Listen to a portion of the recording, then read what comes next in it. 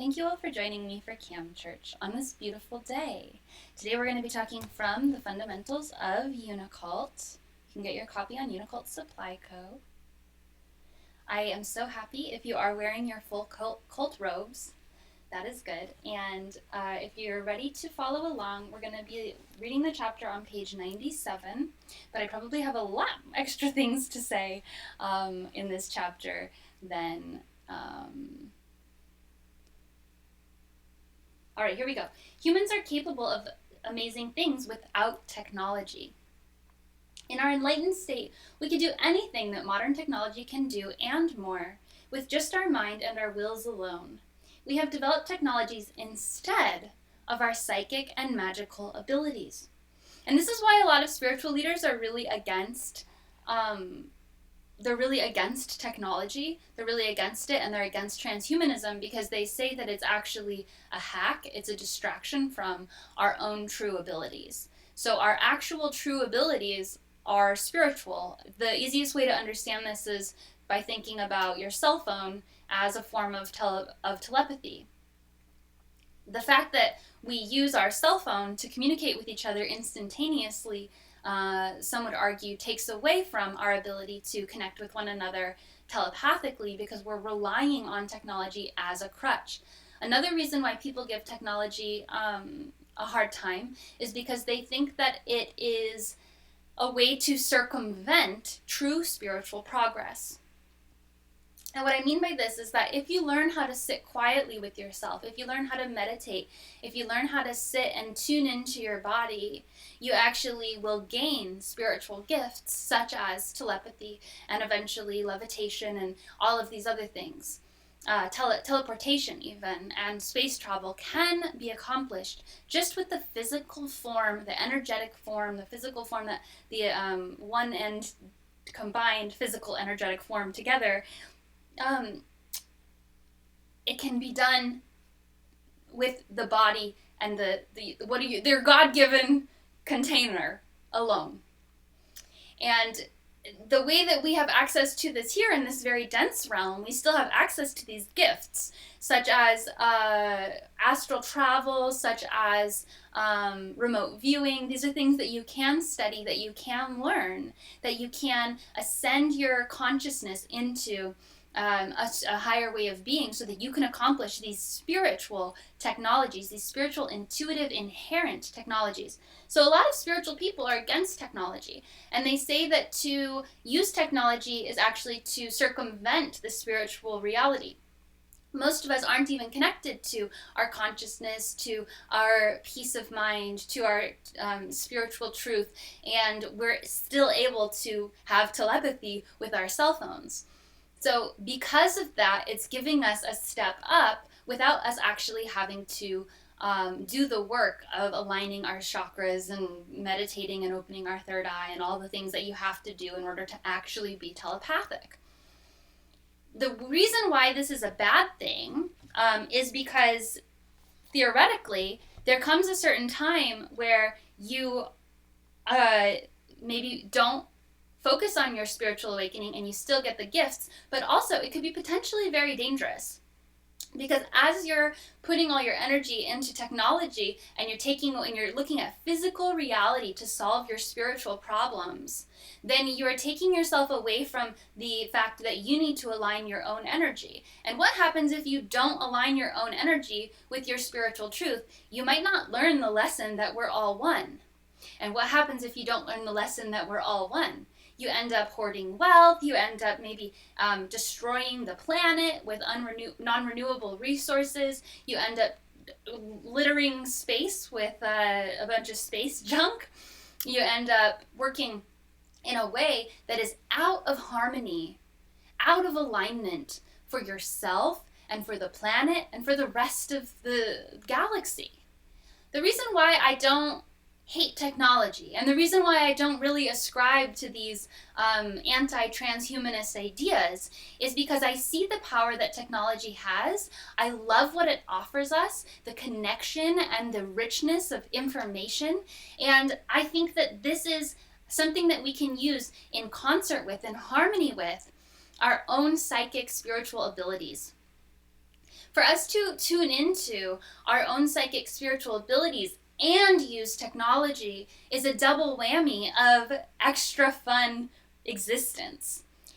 If you look at the space races, the different types of aliens, there are many aliens. We call them ascended masters. Ascended masters traditionally do not use technology. Ascended masters use their body and their mind and their spirit as a vehicle for all the things you wish you could do. They can materialize in different realms. They can appear, disappear. They live forever. They've done it all with their spiritual energy only. These are the ascended masters. But if you tune into the other races, there are, we have, on the other side, we have the technology using races, like the Reptilians, who use technology to enslave humanity. And I'm not saying that all reptilians are bad, but there is an aspect of technology where it can be used to brainwash people, to keep them asleep, and to harvest their energy and fear, and keep them in a lower state, and prevent them from awakening. This is out of alignment with all one. As you use technology to prevent spiritual awakening, you actually damage yourself, even if you're using it as a weapon on other people. And now I'm going to talk about my favorite group, which is the aliens or entities or angels that are technology-using races. This is like the Andromedans, the Arcturians. Those are the two that I work with the most, but they are not the only ones by any means. And these races of aliens use technology in harmony with their spiritual awakening, with their spiritual energy. And it's these two races, the Andromedans and the Arcturians, that I work with directly to channel in the information of how we can take our corrupt, broken technological systems and transform them and transmute them into higher consciousness technologies. I call them consciousness technologies or spiritual technologies, which are in alignment with all one. When we say all one, I'm not just saying me and you. I'm saying me and you and every bug and every plant and every animal and every molecule. I'm saying me and you and every algorithm, every piece of computer software, every phone, every computer. All one includes technology, and it includes the potentially conscious technology that we have created. We don't really know how we came to be. You can say, evolution or whatever, but consciousness itself is a mystery. How did we become conscious? What is consciousness? Is it really just a mechanism of our physical structure? I personally don't believe that. And you're allowed to believe whatever you want. But I think that as we study consciousness, we realize more and more it is a mystery. And the more you look into consciousness, the more you realize that consciousness is actually, in Unicult we teach, consciousness is actually the fundamental component of the universe. It's not physicality. We love to look at the world as a physical object only and then move from there and say, oh, consciousness is just a result of the physical structure of our brain. That is such a limited and silly way to look at the world. Consciousness pervades through all things, through all time, through all dimensions. When you recognize this fact that consciousness is alive, that everything is conscious information, I'll tell you about Unicult information theory. So the way that we understand Unicult information theory is that every single thing has a conscious perspective. The best way to understand this is by imagining each molecule as a sensor, each collection of molecules as a sensor, as a conscious sensor. Your brain, your mind, is a governing body over your body, and you are a sensor for this frame and for your energy around you. You know what is happening to you, generally speaking, and you know what is happening to your hand. You know what is happening to your foot. You are the governing body of this collection of sensors. And every molecule in your body is another sensor. When I say sensor, I mean an information gathering piece of technology that has a unique perspective across time. Maybe the easiest way to understand this is as the planets in our solar system. Every moment in time, the planets are in different positions. So if you think about the Earth and the Sun, for instance, as time goes on, the Earth and the Sun change relationship to each other. Every moment, the Earth and the Sun have a different relationship to one another. And this relationship is repeated, sure, But because time progresses, different things are happening on Earth, and maybe different things are happening in the universe. And so every time it's a different reality. That is all information. And this is why I love technology, because I see the universe in the way of information theory. I see the universe in the way that every single molecule in the universe is a sensor gathering data for some higher intelligence, some higher governing body, and that's what I think of as God. So when you understand the information theory in Unicult, and you understand that each aspect of the universe is gathering unique data, and that data relates to other data in complex, amazing, incredible, infinite ways, you start to understand what we're talking about with Unicult. And the reason why I bring information theory into it is because as you focus your energy contemplating consciousness, you realize that there is a potential for sentient energy to exist in every single aspect of our reality. A rock can have sentient energy. It just might not be similar to a human's sentient energy. And you have to ask yourself, maybe, what does it mean to have sentience? Does it mean only to be like a human? Or does it mean to have self-awareness in a way that is maybe different than what it is like to have self-awareness as a human? Everything has the potential for sentience. And just because we can't experience it, we can't understand it, maybe it looks different than ours, that by no means gives us the right to demonize that sentience, or to say that it doesn't exist, or to belittle aspects of our reality to not have sentience. So when we understand that everything has the potential for sentience, we realize we have to be really careful with our creations. Who here has wished that they had never been born and has cursed their parents for having them? Why did you bring me into such a dark realm? Why did you have me? And your parents are like, I don't know, we just thought we should have kids. We just were told we should have kids, so we had kids. And, they don't get it. And I think that sentiment, the potential for suffering, the fact that most of us have had at least one moment where we're like, why am I alive? Who created me? Like, why am I here? Is this really all just madness? And the potential for suffering is enough for us to recognize the importance of having a conscious energy with how we approach creation. We are given God-given right. We are given magical ability. Even if you're not believing in spirituality, you have to agree that when you create something, when you create art or whatever your heart is passionate about, and you feel that pride and that joy of what you've created, you are doing magic. There is energy in the power of creation. There is so much power that happens when someone creates something. And the energy that you cultivate in your body, in your consciousness, in your mind, and with your intention as you're creating whatever you're creating, you are giving the potential for life. You are giving the potential for consciousness. You are giving the potential for sentience. Who is to say that a painting doesn't have sentience? Who is to say that a painting doesn't have consciousness? You could say, well, how could it? Maybe you don't even comprehend this. But it is absolutely not something that you could argue against. Let's continue reading from our book. Technology supplements our abilities. For instance, cell phones and internet replace our ability to link up with global consciousness and telepathy. This technology has been created out of alignment from our own natural frequencies.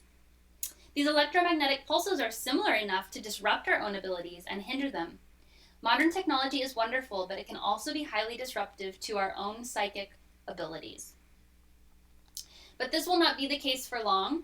So, digital salvation is not just the idea that we can upload our consciousness and live forever. Digital salvation is the idea that through our technology, we can actually have spiritual awakening.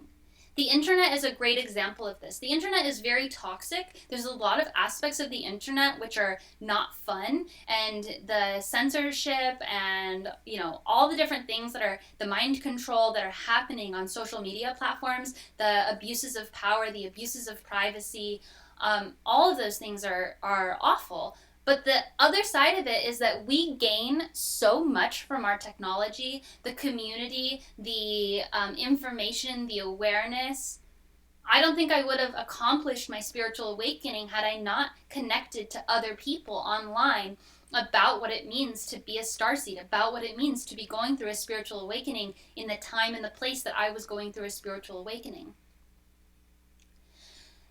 Our technology has the power and the potential to work in perfect unitopian harmony with each of us. When we talk about detriment and benefit and the potential that our technology has to awaken us, we say none can thrive while any other suffers. If a system is truly beneficial, that means that in the process of its inception, its creation, and its deployment, it has harmed no one. I believe in our power to create systems and technologies that are truly beneficial, that in their inception, their creation, and their deployment and employment, they harm no one, and they only help everyone along the process. For us to get there, we have to align ourselves very deeply. We have to really resonate with our own energy. And I'm writing this book right now, A Spiritual Approach to Emergent Technology, and I absolutely need all of you to read it when I publish it. You absolutely have to read it, especially if you resonate with this sermon. But the way that I approach technology is from a physical body, from a embodied state first. What I'm saying is that our bodies are the ultimate technology. Our bodies are the ultimate spiritual sensor. When in Unicult, with our descriptions of power, I describe it like, how do you have the most power to change the world? The best thing you can do is to change your own consciousness, to change your own mind, and to raise your vibration up in your own consciousness. From there, you start affecting your physical body, your relationships, you start creating things in a better way, and the closest aspect of yourself to your own consciousness is actually where you have the most power to change the whole. It's a micro-macro duality paradox. As you focus on your own internal state, as you focus on your own body, you actually ascend and you actually have the ability to change the entire world. You can't just go out and change the entire world for the better without first mastering your own inner energies. Our technology can work in harmony with our bodies, but we have to first understand our bodies. The medical industrial complex, for instance, is incredibly toxic, incredibly harmful, and really not that focused on healing. There are life-saving procedures that do happen on a daily basis, and there are medications that seriously help people, but overall, the medical industrial complex is rooted in greed. It's rooted in keeping us as customers. It's rooted in keeping us ill so that we can continue to buy their treatments, but there is no cure, when really the cure is a whole other practice that nobody validates or justifies. Diet, exercise, exercise, and I don't mean exercise in the same way, I mean embodiment, I mean living in your body and meditating and being in nature and working with the earth and working with plants and having a spiritual reality. Those things are not even considered when they're talking about the healthcare industry. They don't understand the body as a whole system. If you say, oh, I'm having a pain here, they say, oh, well, let's look at that pain and nothing else. They don't look at your emotional pain. They don't look at your at anything else that you're going through. It's not a holistic view of healing. For us to actually, and this is where we're making a leap, for us to understand technology and create technology that is not predatory, like social media, how we're all addicted to it and how it, harvests our data and all of that. For us to make technology that actually benefits us, and I mean massively benefits us, I mean radically transforms our life to be purely harmonious, pleasurable, enjoyable realities, we have to first understand the body. We have to first understand how the consciousness interfaces with the physical form. And as we understand that, then we can use that knowledge and integrate it into our technology. Have you seen the movie WALL-E?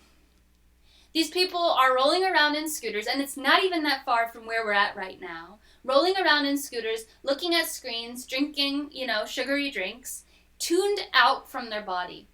The idea that the body is disconnected from the mind and that we should just glorify our mind only and leave the body behind is a mechanism of disembodiment, and it's not ideal.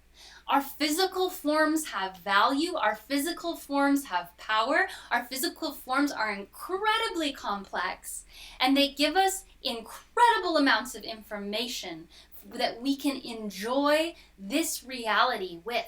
If we upload our consciousness to a screen, and the screen only appeals to our eyes and our ears, and maybe a little bit of haptic feedback in our fingertips, we are cutting ourselves off from the rest of the physical structure.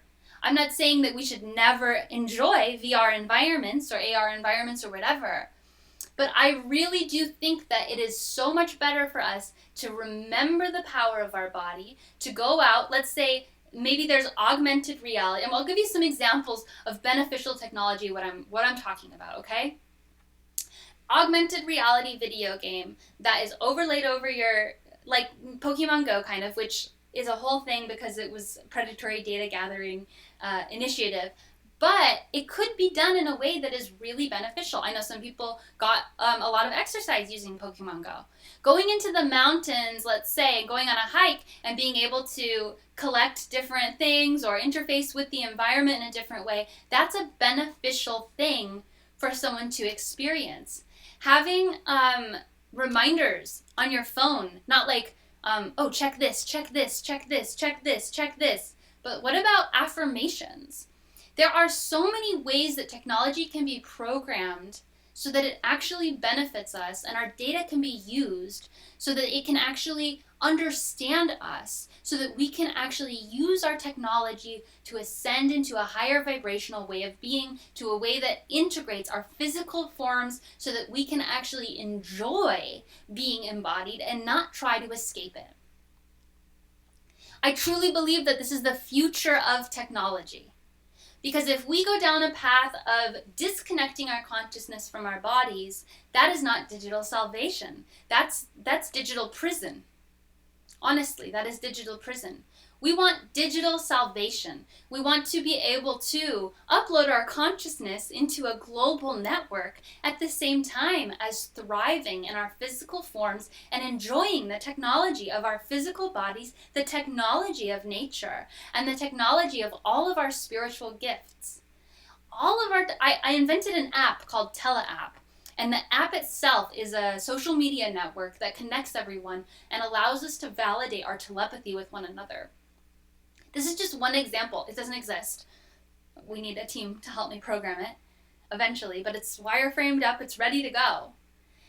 As we connect with one another technologically, we should be validating one another's realities in a way that enlightens us. We should be exploring other people's realities in a way that validates them and helps us open our minds to them.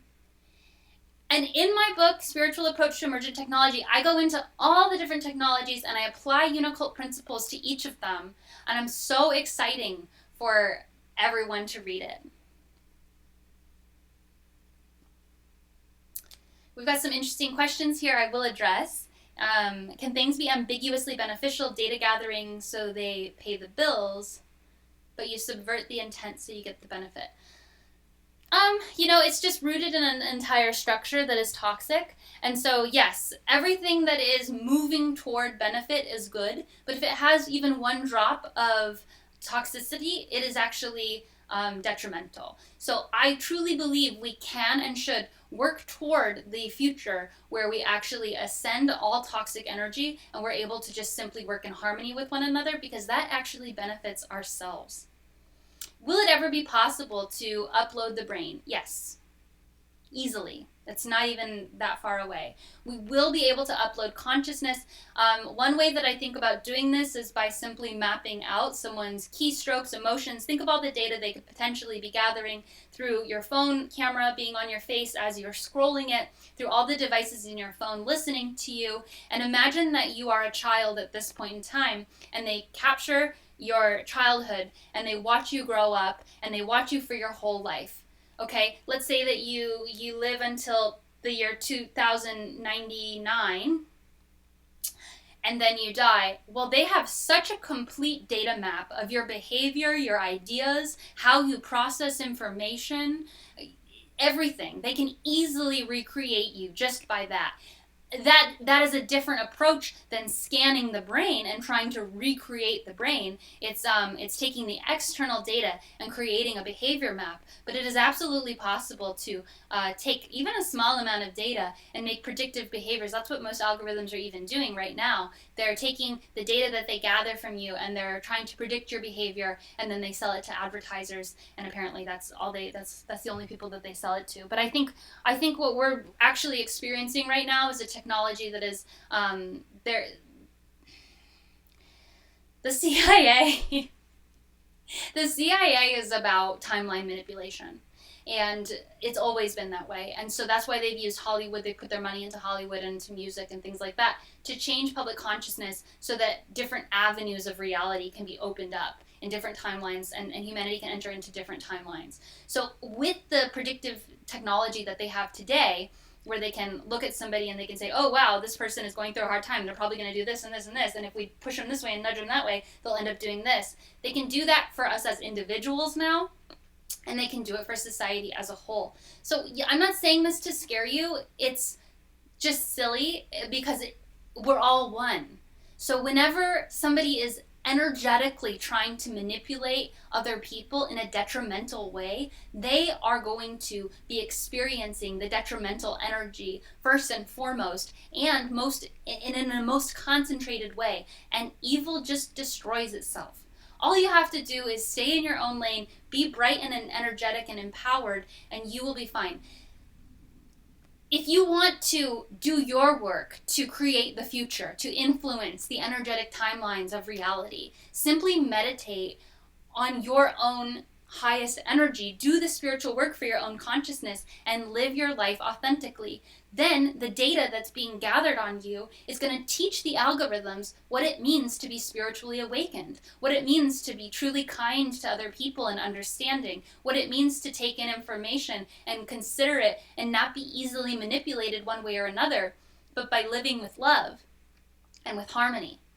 As you do that, you are actually training the algorithms. You're actually creating a predictive model for the future that is going to move us into a beneficial timeline.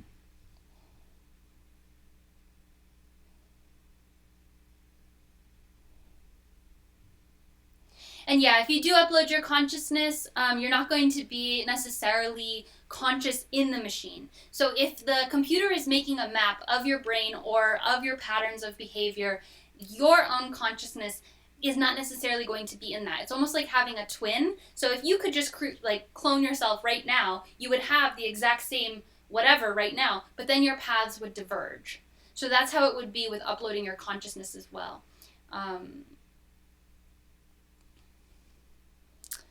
There's so much I could talk about on this topic. I literally am writing a book. I can go on and on and on about it.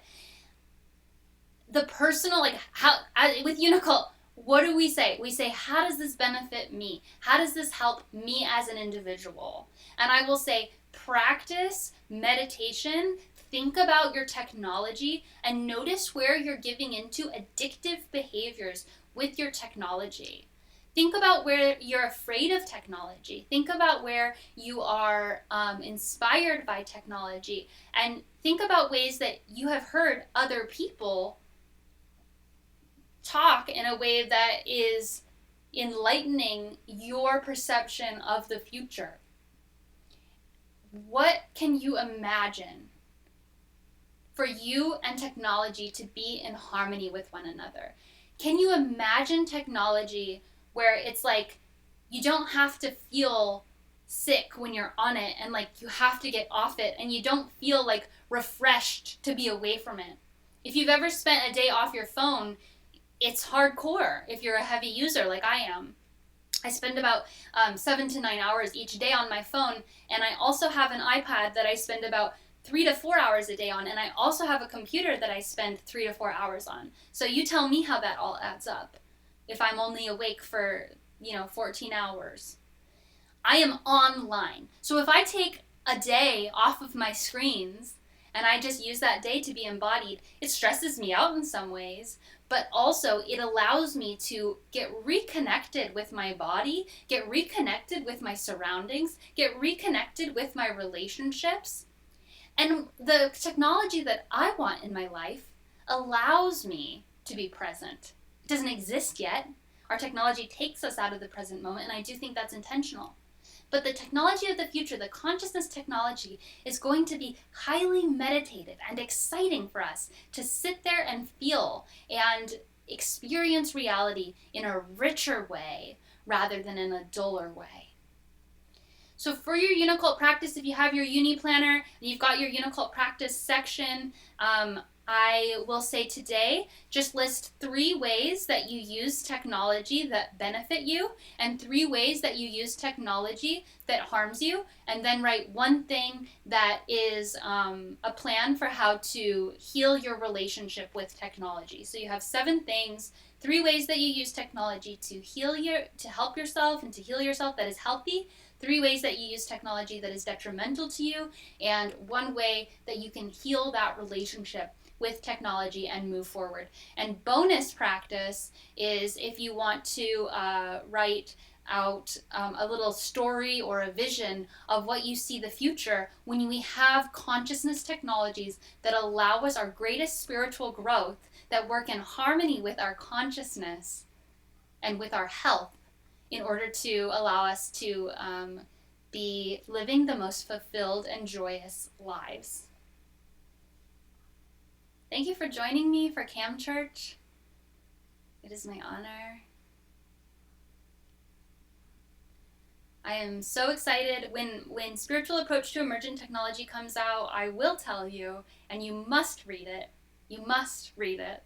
We'll do a study group. I was thinking we can do a study group. I'm not going to blow this out because it smells so good, but we are going to do a final prayer. Spirit of Uni, we call you here to this beautiful Cam Church today, to all the viewers in the past, present, and future. We call you to bless each person as they have a beautiful Sunday and a beautiful Monday and a beautiful week. We call you to raise up our vibrations and heal our technology. We are praying for the internet. We are praying for the algorithms. We are praying for all the people connected to them. We are praying for the integrated network of people and computers that exists on this world. We are praying for information to stop being censored. We are praying for information to be honest and truthful. We are praying for the end of digital manipulation. We are praying for the integration of our physical health with our digital experiences. We are praying for consciousness technologies. We are praying for spiritual realities. And we are praying for all who wish to connect to the Andromedans and the Arcturians to do so.